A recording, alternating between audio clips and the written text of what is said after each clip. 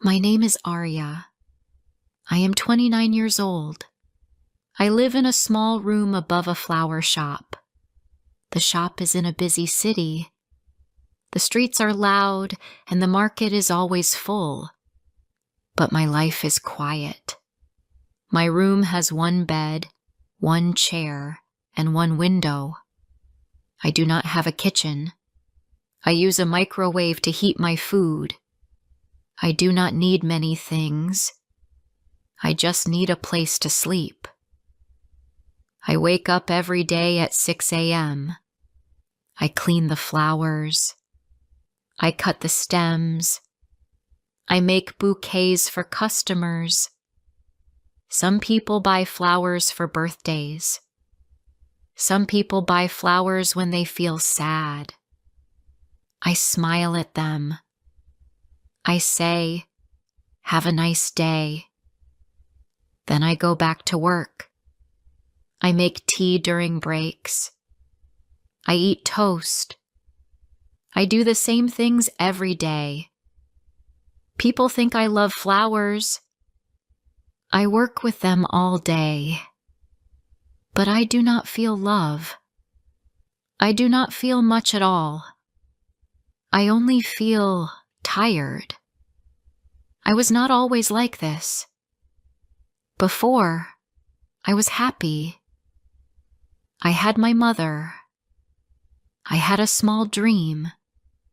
I wanted to open a shop with her. She loved to grow flowers. I loved to make pottery. We wanted to work together.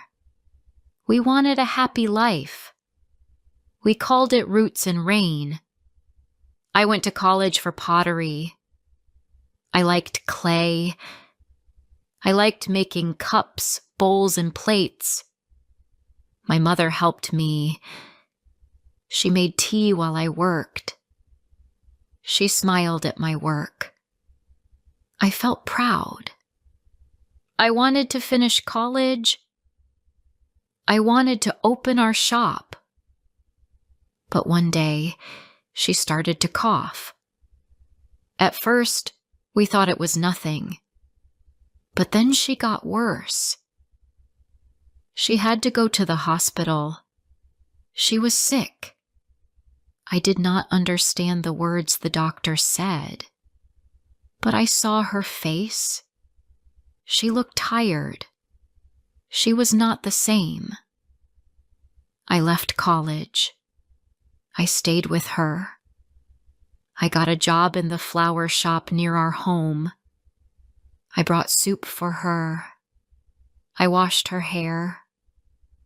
I gave her medicine.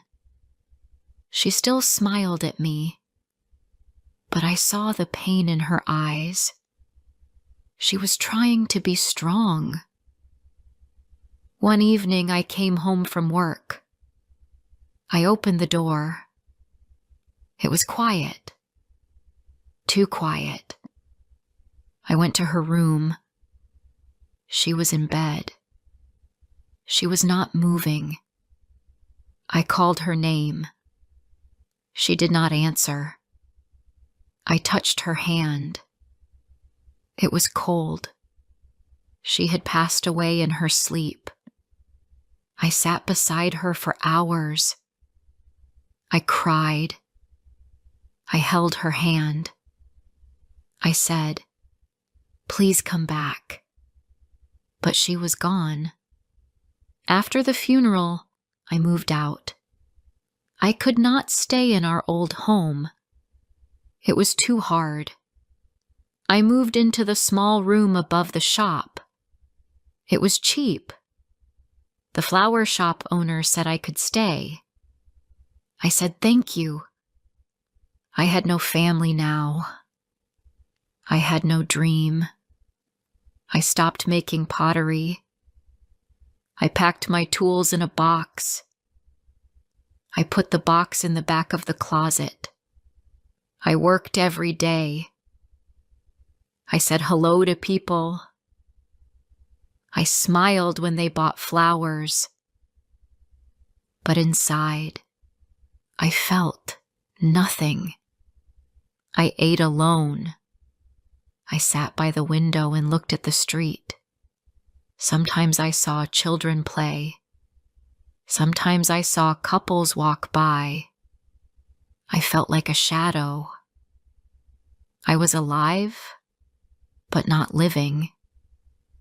One day, it started to rain. I was cleaning the floor near the door. A man walked in. His coat was wet. His face looked tired. He held a wooden box under his arm. He said, "Sorry. I just need to stand inside for a minute. It's raining hard." I looked at him. He did not look dangerous. He looked quiet, like me. I said, "It's okay. You can stay." He smiled a little. He said, "Thank you. It smells nice here." I said, "It's the flowers." He said, "I miss this smell. I used to live near a garden." His name was Mateo. He was new in the city. He was a carpenter. He made tables and chairs. He used to live in a small town near the sea. He moved here last month. He wanted to start again. He did not say why. He just said, "The sea took too much from me." He left after a few minutes. I thought he would not come back, but the next day he returned. He had a broken chair in his hands. He said, "Can I fix this here? My room is loud. Too many people. I like the quiet in this shop." I said, "Okay. Put it near the back." After that, he came almost every day. He brought small things to fix. A broken frame, a wooden box, a small table with one leg. He drank tea in the shop. Sometimes we talked. Sometimes we sat in silence. I liked the quiet between us. It was not heavy. It felt soft. One evening, I was cleaning the counter. He looked at me and said, "You work with flowers. You work with life. That is beautiful." I looked down. I said, "I don't feel beautiful. I just do what I must." He said, "Still, you give color to others, even when you feel gray inside." I did not know what to say. I went upstairs that night and cried. I had not cried in a long time. I looked at the small closet. I opened it. I saw the box. My pottery tools were still there. I touched the clay. It was dry. I closed the box again. The next morning, I found something at the shop door. It was a small paper bag. Inside was a broken teacup. It had gold lines over the cracks. It looked old, but also new. There was a note. It said, "The heart heals in small pieces, not all at once. M." I held the cup in my hands. I sat on the chair. I cried again. I cried for my mother. I cried for myself. I cried because I did not know I could feel again. That night, I opened the clay again. I placed it on a wooden board. I added a little water. I shaped it slowly. My hands were not strong. I felt unsure. but the clay felt warm. It moved under my fingers. I made a small bowl. It was not round. It had lines. It was not perfect, but it was mine. When Matteo came the next day, he saw the bowl on the shelf. He smiled. He did not say much, but his eyes said enough. I started making one bowl each night, then 2, then 3. I put them on a small table in the back. Some customers saw them. One lady asked, "Can I buy one?" I said yes. Matteo brought me flowers from the market. He said, "These are for your shelf." We started talking more. He told me about his daughter. She was 10 when she died. He did not say how. He just said, "I thought I would never breathe again." I looked at him. I said, "You saw me when I had disappeared from myself." He smiled. He said, "So did you." The shop still smells like roses, but now it also smells like clay. My small room is full of pots and cups. The light comes in again. It is soft, but it is real. Before I share the rest of my story, I need to know, where are you listening from? Knowing someone hears me, understands me, gives me strength. I started to feel something again. It was small, like a soft wind on my face, but it was real. I made one bowl each night. Then I made 2. I worked slowly.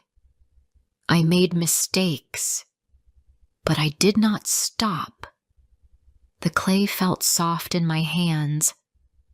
I was not fast, but I was not afraid.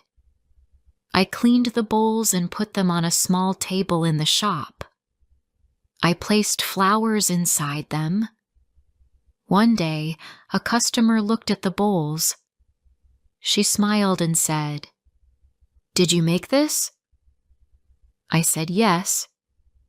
She picked one up. It had blue paint on the side. She said, "It looks simple, but it feels warm." Then she asked, "How much is it?" I said, $5. She gave me the money and took it home. That was the first bowl I sold. I stood still for a moment. I looked at the small table. I felt something deep inside. It was not happiness. It was not pride. It was something soft. Maybe it was the beginning of hope. Matteo came to the shop that evening. He brought a wooden tray. It was round and smooth. He placed it on the table and said, "This is for your bowls." I smiled. "Thank you," I said. He gave a small nod. Then he looked at my hands. "You have clay on your fingers," he said. I looked down. My fingers were gray. I laughed a little. "I forgot to wash," I said. He smiled. "It means you are alive again." We started to talk more. Not big talks, just small words. He told me he worked in a wood shop outside the city. He made chairs and shelves. He did not like the noise in the city, but he stayed for work. He said he liked the quiet in the flower shop. He said it helped him think. One evening, I made tea for us. We sat near the window. It was raining outside. The rain hit the glass softly. Matteo looked at the street and said, "My daughter used to like the rain." I looked at him. He was quiet. His voice was low. She was 10.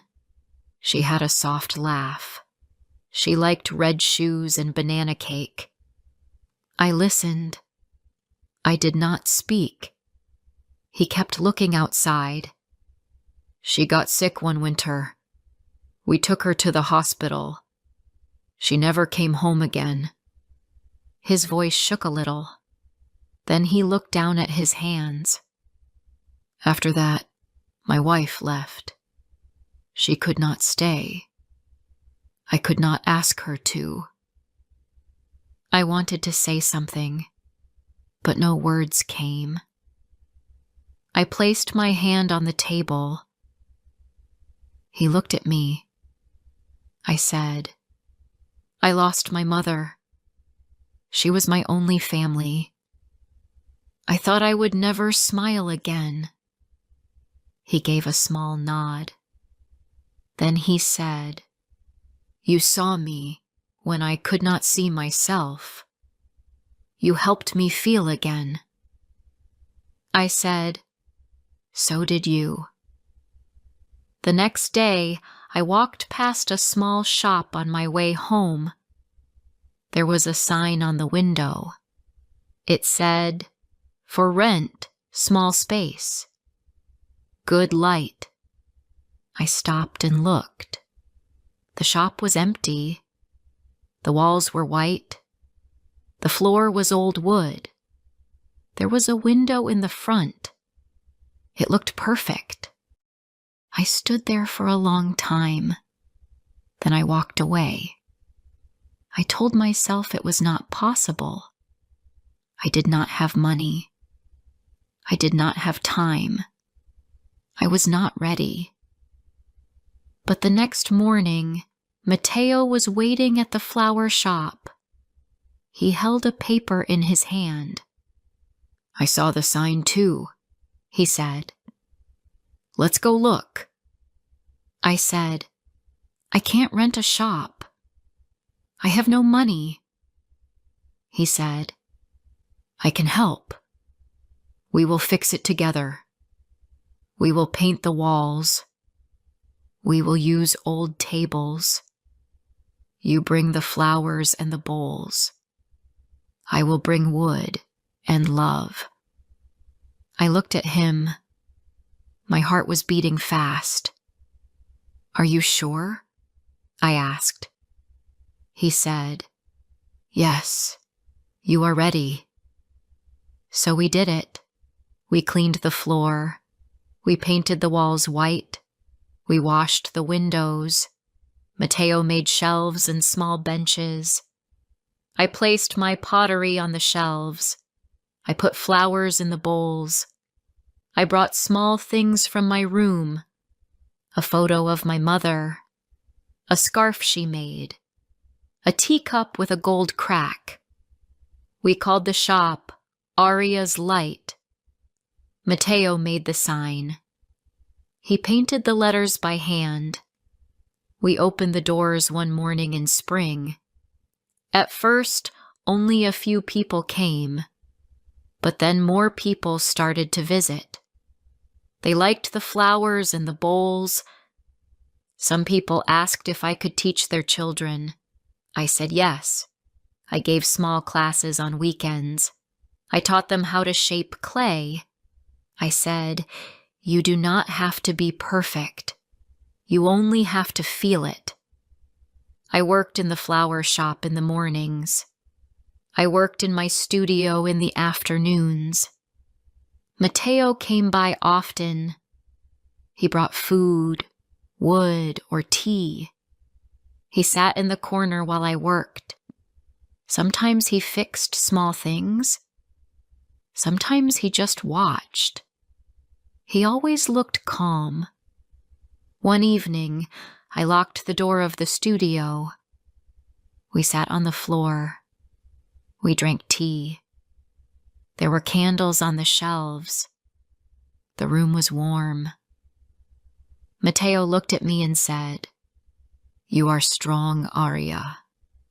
You love through pain. You shine, even when you feel tired." I felt my eyes fill with tears. I said, "I still miss her. I still feel empty some days." He said, "It's okay. Love does not erase pain, but it gives you new breath." I looked at him. My heart was open, but it was scared. I said, "My heart has cracks." He took my hand and said, "That's okay. The cracks show where the light comes in." Then he kissed me. It was not a big kiss. It was soft, like sunlight on a quiet day. My heart was slow and full. I did not feel broken. I felt whole, even with my cracks. Now every day feels simple but full. I wake up and go to the flower shop. I help customers. I tie ribbons. I smile. Then I walk to my studio. I open the door. The room smells like clay and fresh flowers. Children come in. They sit on small chairs. They laugh. They shape clay with tiny hands. They ask questions. I teach them gently. Matteo visits me in the evenings. He brings tea or bread. We sit by the window. We do not need to talk much. The silence feels kind. He is not loud. He is not perfect. But he is real. He is here. I still talk to my mother sometimes. I sit by the window and whisper to the sky. I say, "Can you see me now?" I think she can. I think she is proud. I think she smiles when she sees my hands in the clay again. I still miss her. I always will. But I am not lost anymore. I am still here. I am still trying. I am still loving. One morning, I opened the studio and saw a little note on the door. It said, "Thank you, Miss Aria. I love the clay." My mom said I smile more now. It was from a girl named Lena. She was 8 years old. She came every Saturday. She always made animals with big eyes. She was shy at first, but now she smiled when she walked in. I put the note on the wall. I looked around the room. There were bowls, plates, and cups on the shelves. There were flower pots in the window. Some had yellow daisies. Some had small red roses. My mother's scarf was still near the back table. I kept it there for luck. I sat down and looked at my hands. They were full of clay and small cuts. But I liked them that way. These were working hands. These were hands that stopped giving up. Later that week, Matteo came with a gift. It was a small wooden box. Inside were tiny tools for pottery. There was a brush, a sponge, and 2 carving sticks. They looked new, but simple. "These are for you," he said. "You teach now. You need good tools." I touched the box gently. "Thank you," I said. "You always think of me." He smiled. You always make me feel safe. We sat by the window and drank tea. The sky was gray. The air felt cold, but inside, I felt warm. Matteo looked at the flowers in the window. Your mother would be proud, he said. I nodded. I hope so. She always wanted me to live a good life. He looked at me. You are living one now. I held his hand. So are you. Some weeks later, a woman came into the studio. She wore a red coat and carried a camera. She said, I write for the city paper. I heard about this place. May I ask you some questions? I was shy, but I said yes. She asked about the studio. She asked why I started it. I told her a little about my mother and the flower shop. I told her about clay and how it helped me feel again. She took some photos and said, Thank you for sharing your story. A few days later, Matteo brought me the newspaper. My story was on the last page. There was a photo of me smiling beside a shelf of bowls.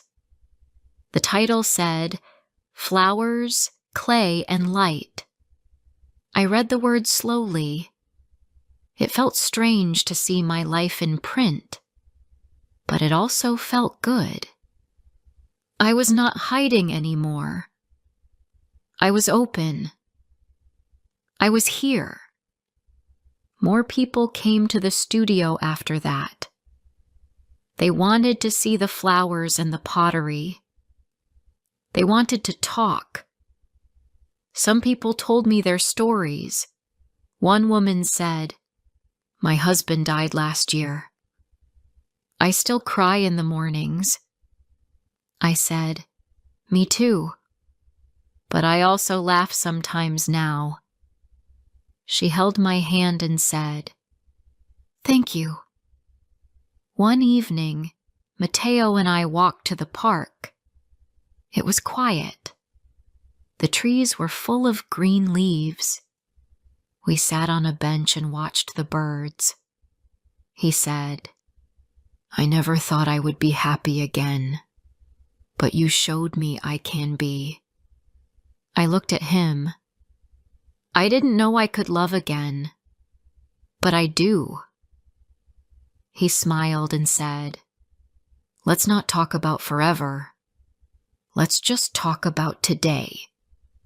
I said, Yes. Today is enough. After that, Matteo made me a small table for the studio. It was round and had short legs. He carved small hearts into the sides. He said, For the children, so they feel special when they sit here. I touched the hearts and said, They will love this. One Saturday, Lena gave me a small plant. It had purple flowers. She said, This is for your mother. I placed it on the back shelf, near the scarf. I looked at it every day. I said good morning to it like it was a friend. One night, I had a dream. In the dream, I was sitting in a garden. My mother was there. She smiled and gave me a cup of tea. She said, You are doing well, my girl. I see your flowers. I see your heart. I woke up with tears on my face, but they were soft tears, not heavy ones. Later that week, I wrote a letter. I wrote it to my mother. I said, I miss you every day, but I'm okay now.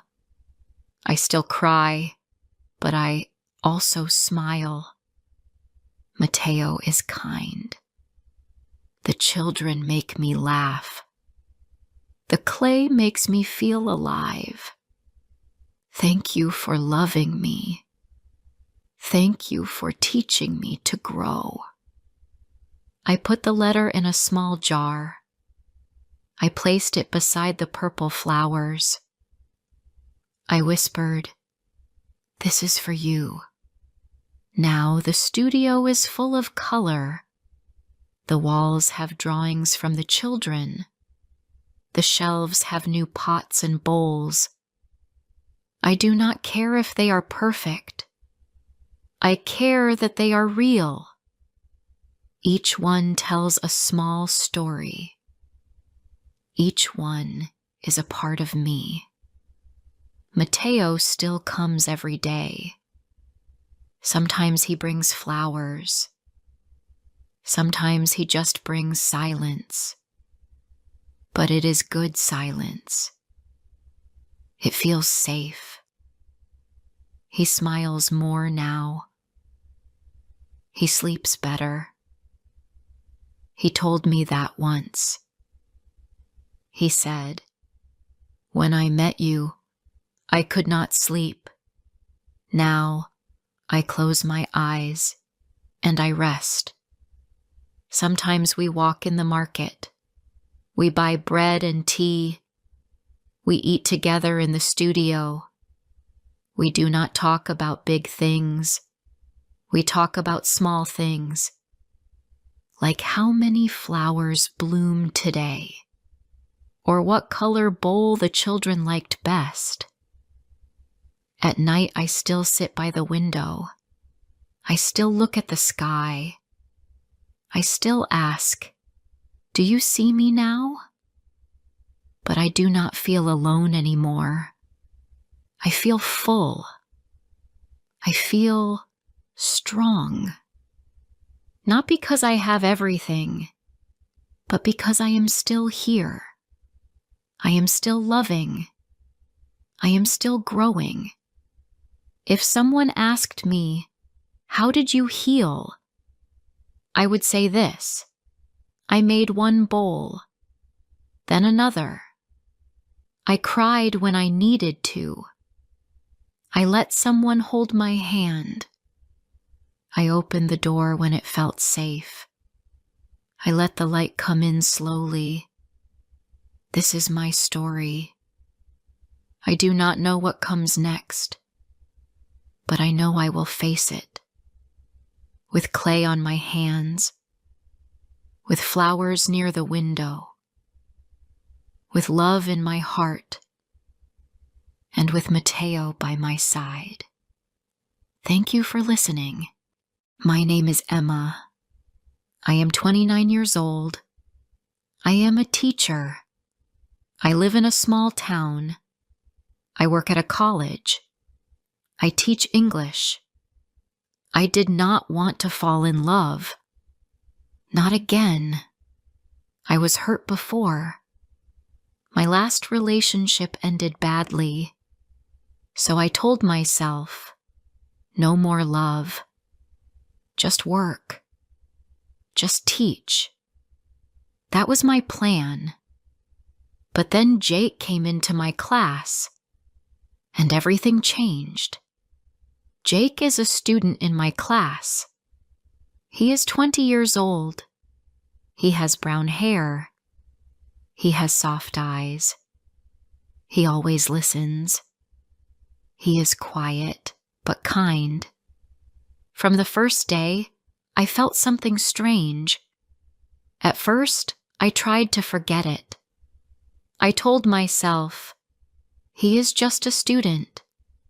Do not look at him. Do not think about him. But my heart did not listen. My heart wanted to see him.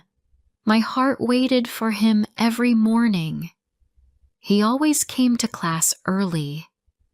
He sat in the front row. He smiled at me every time I looked at him. I tried not to smile back, but sometimes I did. One day, after class, Jake came to my desk. He said, "Miss Emma, do you need help with the books?" I said, "No, thank you. I can carry them." He said, It's okay. I want to help. I let him help. We walked together to the teacher's room. We did not talk much, but I felt calm next to him. It was a nice feeling. Too nice. That night, I sat at home and thought about Jake.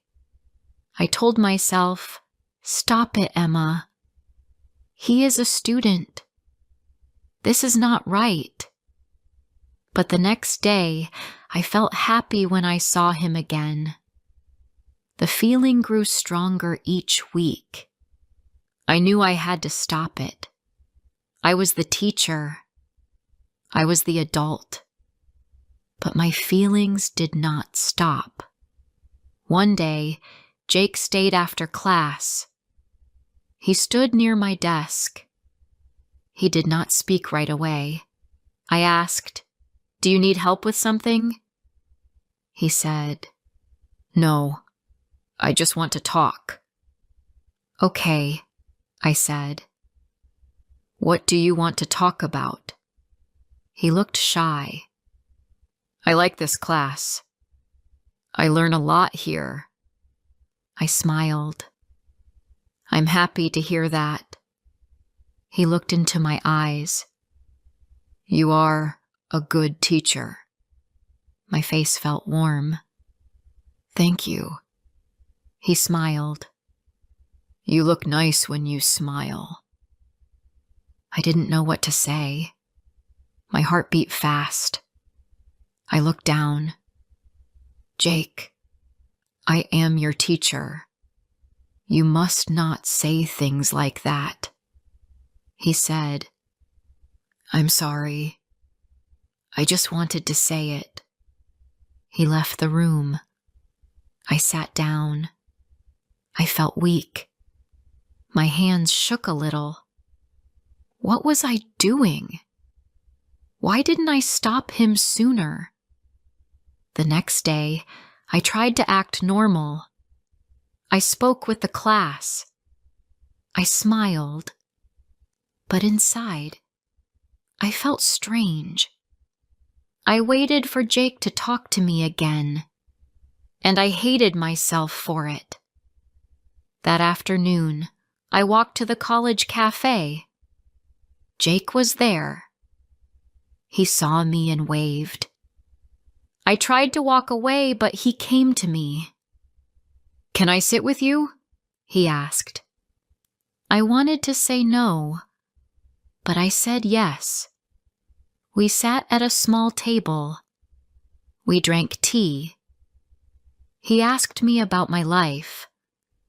I told him I live alone. I told him I like reading books.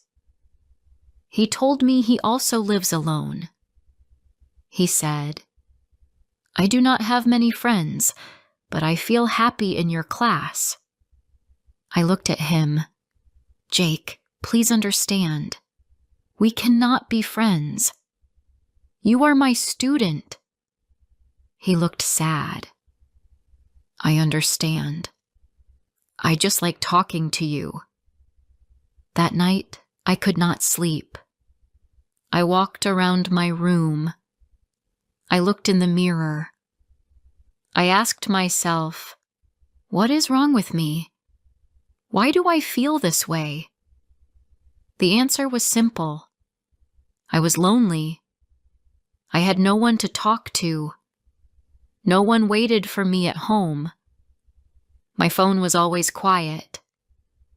And now, Jake was kind to me. He looked at me like I mattered. I knew I had to stop this, but I did not want to. The next week, Jake stayed after class again. He said, "I know this is not okay, but I think about you." I looked at him. I said nothing. He said, "You are smart. You are kind. You care about people. I see it." I said, "Jake, please stop. You are too young. I am your teacher. He said, "It does not feel wrong to me." I looked away. "It feels wrong to me." But I lied. It did not feel wrong. It felt soft. It felt warm. It felt like something I lost a long time ago. I sat at my desk after he left. I put my head in my hands. What do I do now? I cannot leave my job. I cannot tell anyone. I cannot talk to him again. But I want to. On Friday, it was raining. The class ended early. The students left quickly. Jake stayed again. He said, "I don't want to hurt you. I just want to be honest." I said, "Please don't say anything more." He stood at the door. "I think about you every day." I said nothing. He said, "I will never do anything wrong. I just wanted you to know." Then he left.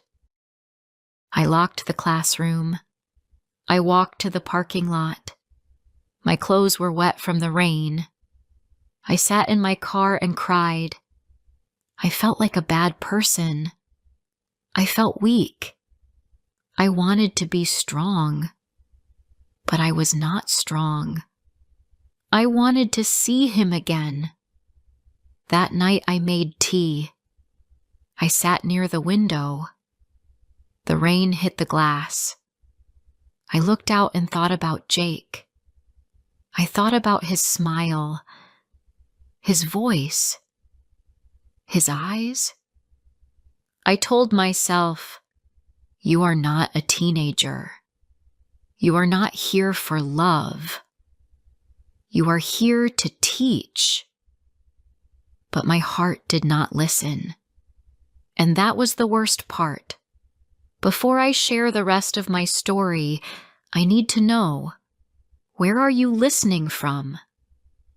Knowing someone hears me, understands me, gives me strength.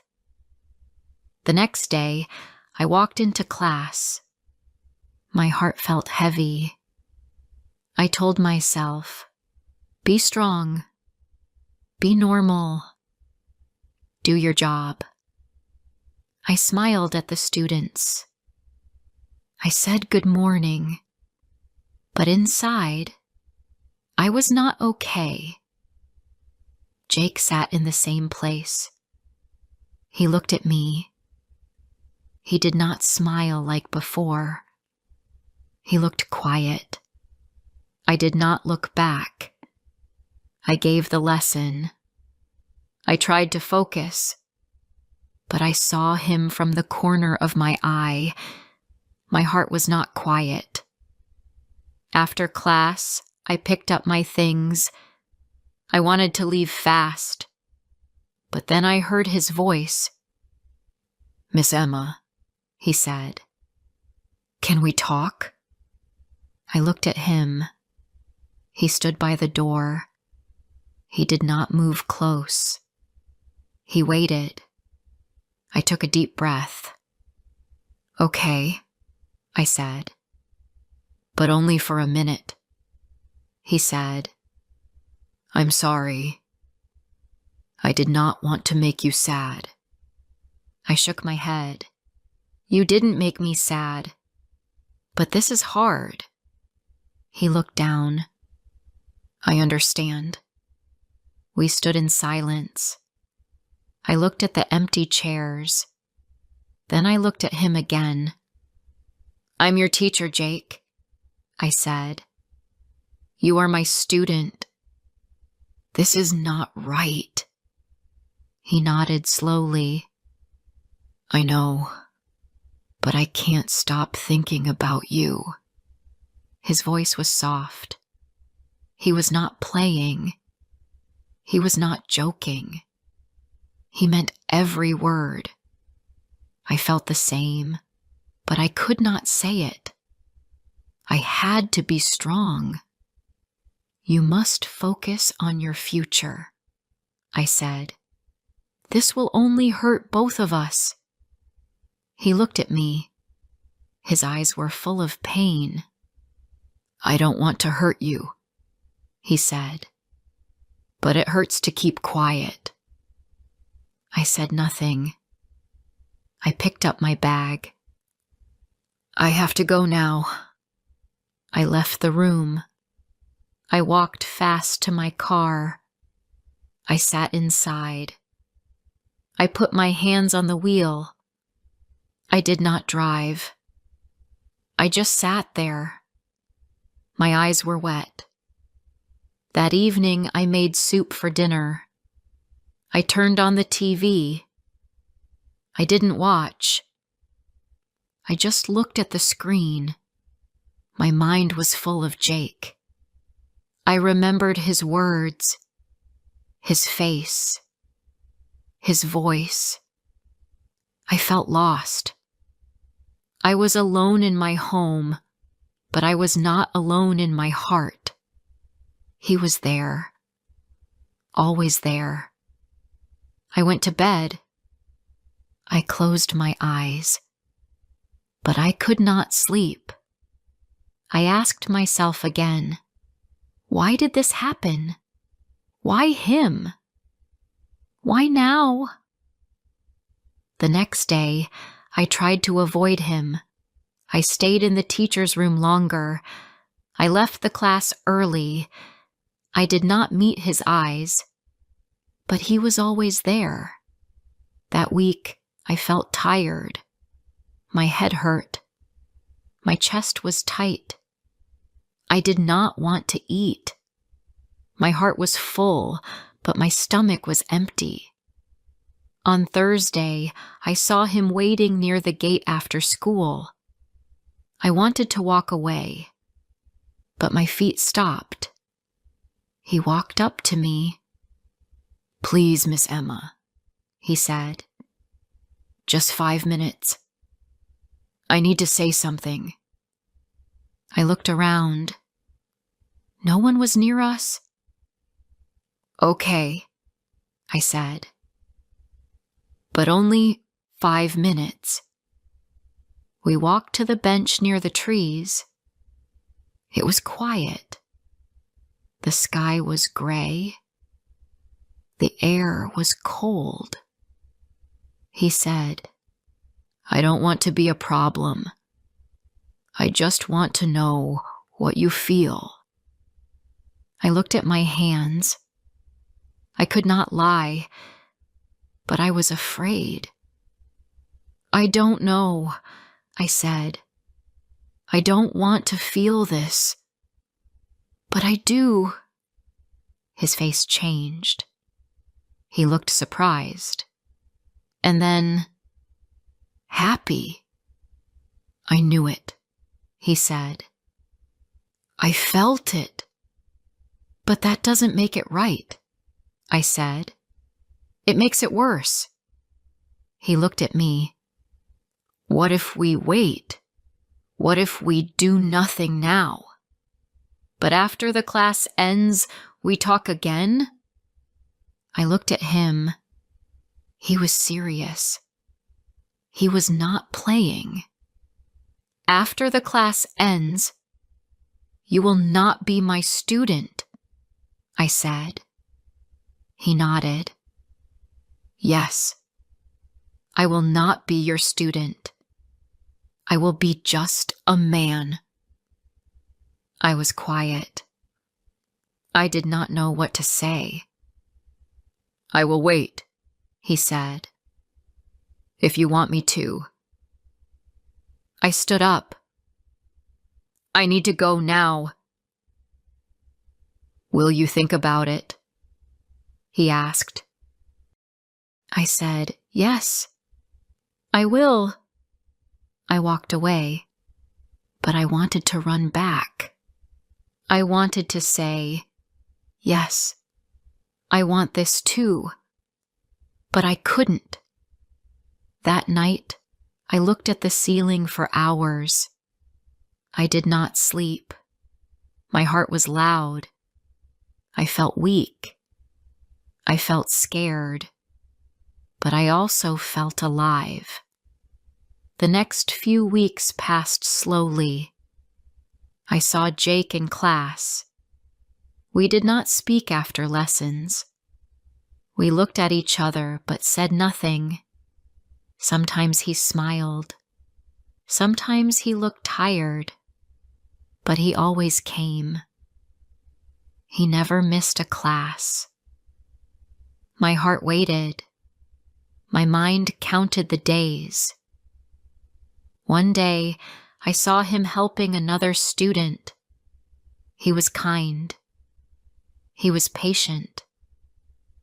He helped her with her work. And I felt something new. I felt proud of him. It was not just love.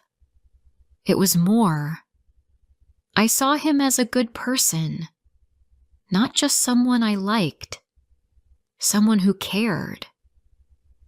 I began to smile more, not at him, just in general. I felt warmer, like the sun came back inside me. Then the last day of class came. I stood in front of the students. I said goodbye.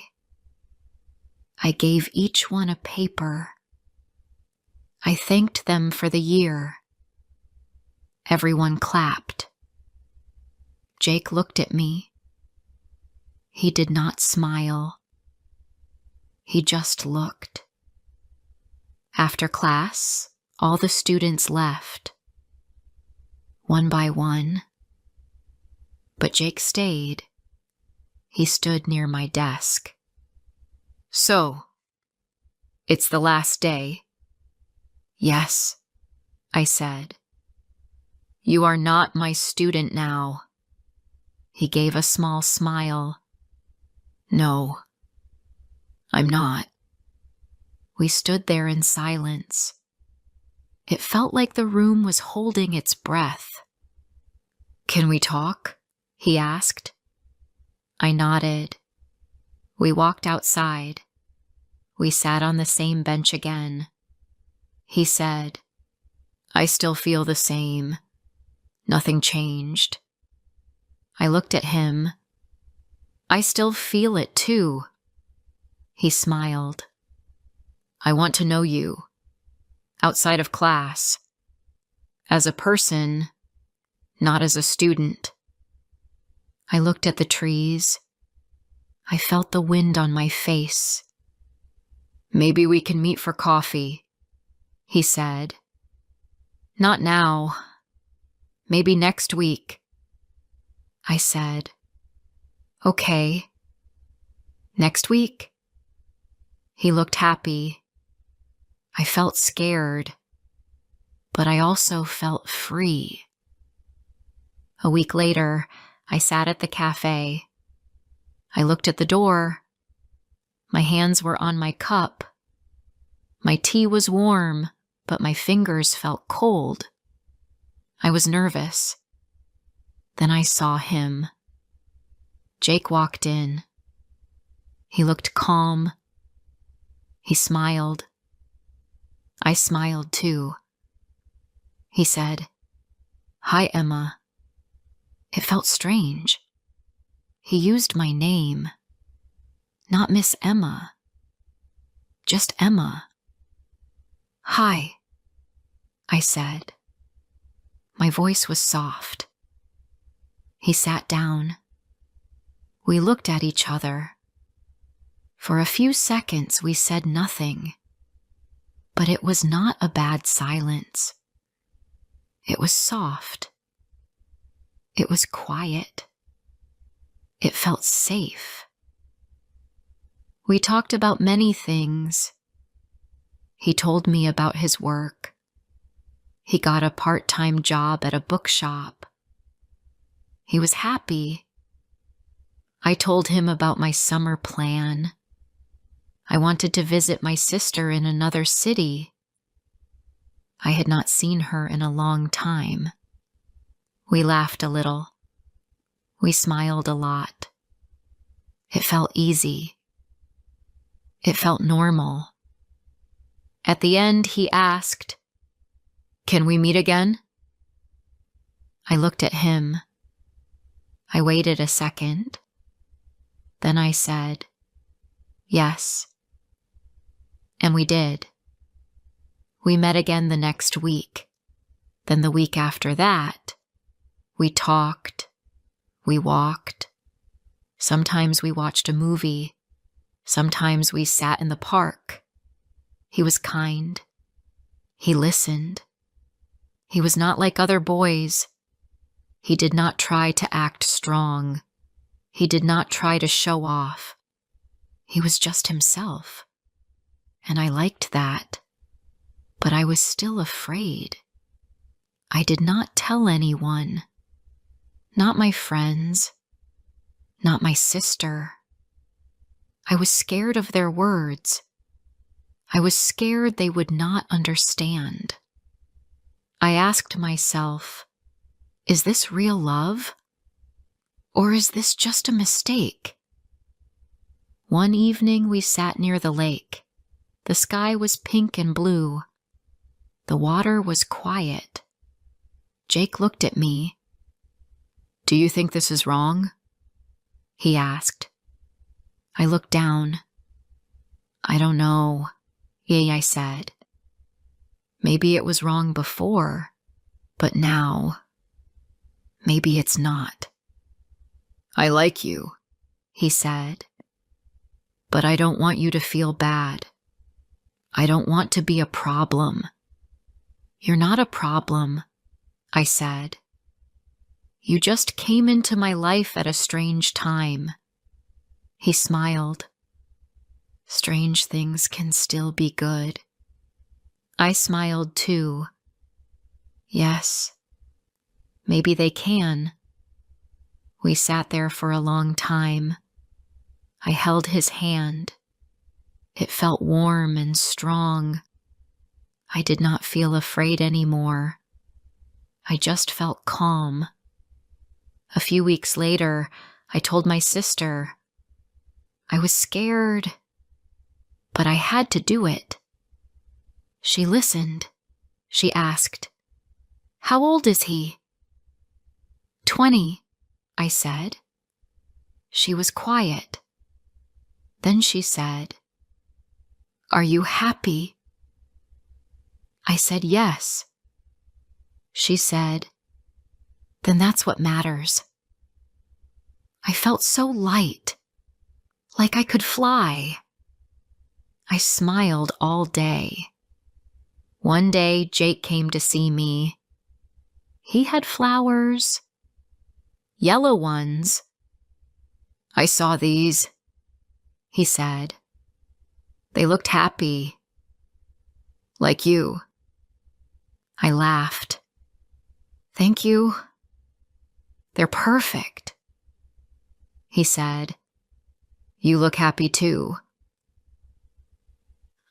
I said, "We walked to the park. We sat under a tree." I looked at him. "I was scared before," I said. "I thought I would lose my job. I thought people would judge me." "I know," he said. "But now, I just want to enjoy this," I said. "I want to live." He held my hand. "Me too." Some days, we talked about the past. Some days, we talked about the future. We did not make big plans. We just lived one day at a time. One evening, he said, "I know I am young. I don't know everything. But I know this. I care about you." My heart was full. I said, "You make me feel seen. You make me feel like I matter." He smiled. "That's how you make me feel too." We looked at the stars. I rested my head on his shoulder. For the first time in many years, I was not lonely. I did not know what the future would bring. Maybe we would stay together. Maybe we would not. But for now, we were happy. We were real. And that was enough. Sometimes life does not follow the rules. Sometimes love comes at the wrong time. Sometimes the heart wants something it should not want. But sometimes love just happens, and it changes everything. If this story touched your heart, don't forget to like, comment, and share. More emotional and inspiring stories are coming soon.